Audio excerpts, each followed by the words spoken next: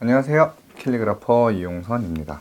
오늘은 저희가 붓펜의 두 번째 시간이자 캘리그라피 기초의 마지막 시간, 그러니까 펜으로 쉽게 배우는 캘리그라피 전체 강좌의 마지막 8번째 시간이 되겠는데요. 저희가 초반에 펜으로 연습을 하면서 중간에 펜으로 이제 문장을 길게 써보기도 하고 했었는데, 그 중에 강조에 대해서 연습을 했었어요. 근데 펜으로의 강조와 붓펜을 활용했을 때의 강조가 달라요. 왜냐면 붓펜을 활용했을 때 펜과 결정적으로 다른 붓펜만의 강조 방법이 하나가 있죠. 붓펜이기 때문에 가능한 강조, 바로 굵기의 변화입니다. 펜은 굵기 변화에 있어서 자유롭지가 않기 때문에 굵기 변화를 활용해서 꾸미는 게 쉽지가 않은데요. 붓펜은 이제 그게 가능하죠. 자, 붓펜으로 이제 꾸밈을 조금 넣어보면,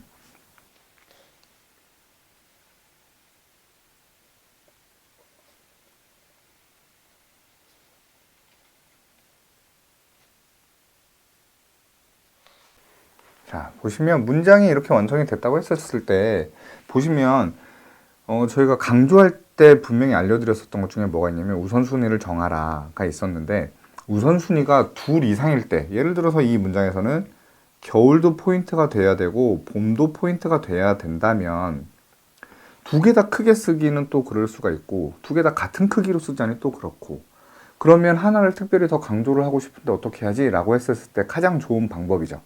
굵기의 차이를 주는 거예요.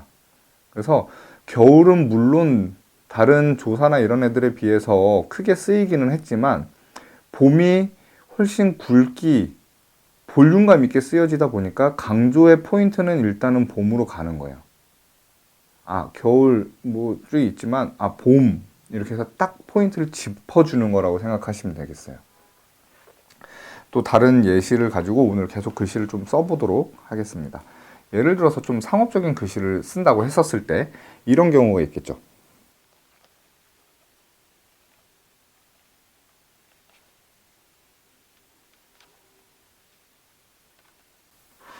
이런 식으로 꾸밈 들어갈 때도 마찬가지예요. 여기 강조를 해야 되니까, 얘가 메인이니까. 그러면 크기도 커지고 굵기도 굵어지고, 그러니까 극단적으로 강조를 하는 방법이라고 생각을 하시면 돼요.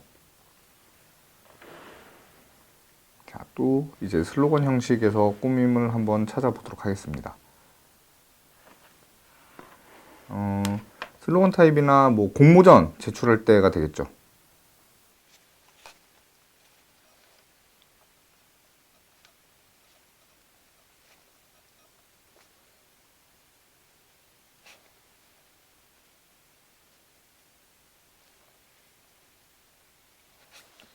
자, 보시면 여기도 조금 보시면 이제 포인트는 다 있어요. 시작이니까 첫 시작을 조금 과감하게 크게 시작을 한 것도 있었고, 중간에 문화 부분을 조금 볼드하면서도 좀 더 크게 강조한 것도 있었고, 아랫줄에 이제 메인 슬로건이 나오는 자리다 보니까 굵기에서 조금 변화를 줬었고, 한복에서는 굵기 변화는 물론이고 이제 길게 빼서 포인트를 좀 준 거죠.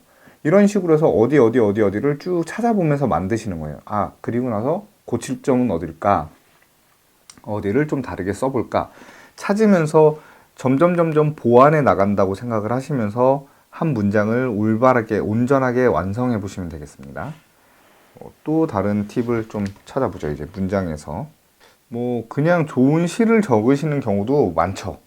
예를 들어서 그냥 내가 평소에 좋아해서, 아니면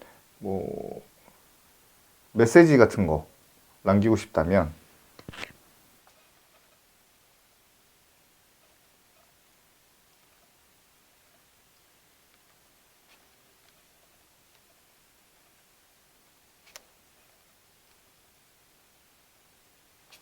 자, 이런 식으로 썼다고 했을 때, 보시면 여기도 문장이 길어지고, 이거는 좀 메시지 형태를 띠고 있기 때문에 특별하게 슬로건에 주제가 있고 이런 거는 아니에요. 대신 조금 강조되는 점들은 있죠. 뭐 함께라든가 이런 식으로.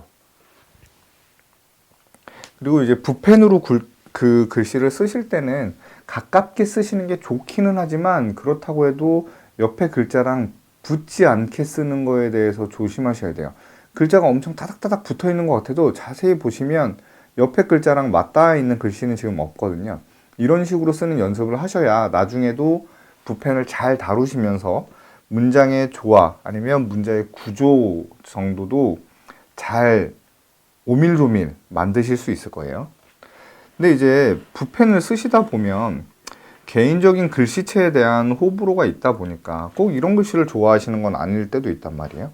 그러면 펜을 바꿔보시는 것도 좋아요. 굉장히 많이 쓰시는 제노 붓펜이란 말이에요. 붓펜이 달라지면서 필체에도 영향을 미치고 붓펜 촉이 다르다 보니까 쓰여지는 느낌이나 글자의 형태도 바뀔 수가 있어요. 그래서 얘도 한번 저희가 한번 활용을 해보면 뭐 재밌는 문구를 그냥 하나 써볼까요? 그냥 가볍게 코믹하게 하나 써보죠.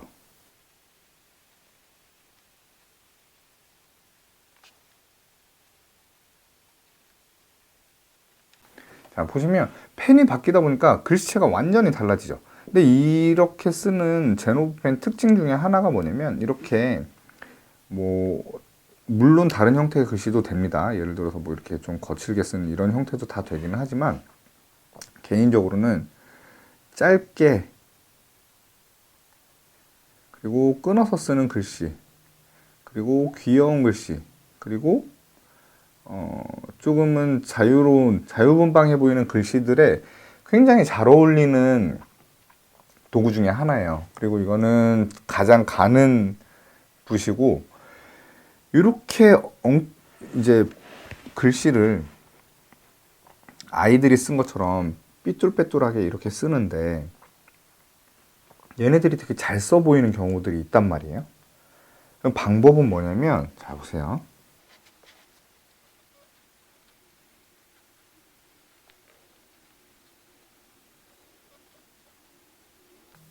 자, 글씨가 막 삐뚤빼뚤한 것 같아도 그 라인 안에서의 중심만 잘 맞춰주시면 돼요.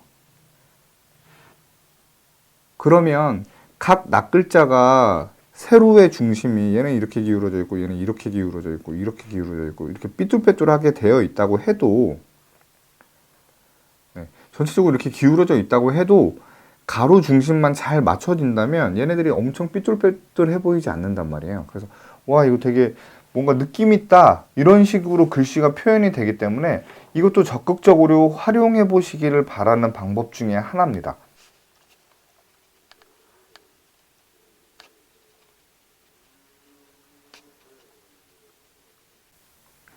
자, 이 문장과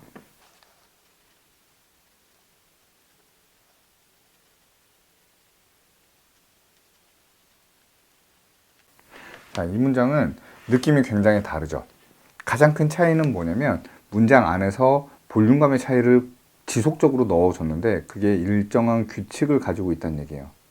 뭐냐면 각 글자에서도 굵기 차이가 있죠. 근데 이건 어떻게 넣어준 거냐면 가늘게 쓰는 곳을 정한 거예요. 다 굵게 쓰는데 여기만 가늘게 쓸게 라는 데를 어디로 정한 거냐면 받침을 다 가늘게 쓰고 또 하나는 이응과 히읗이에요.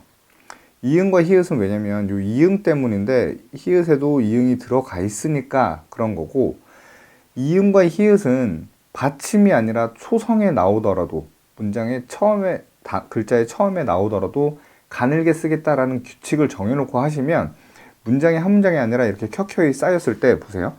굵은 부분, 가는 부분, 굵은 부분, 가는 부분, 굵은 부분, 가는 부분 이렇게 쌓이면서 문장 전체가 좀 볼륨감을 갖는 문장이 된다는 얘기죠.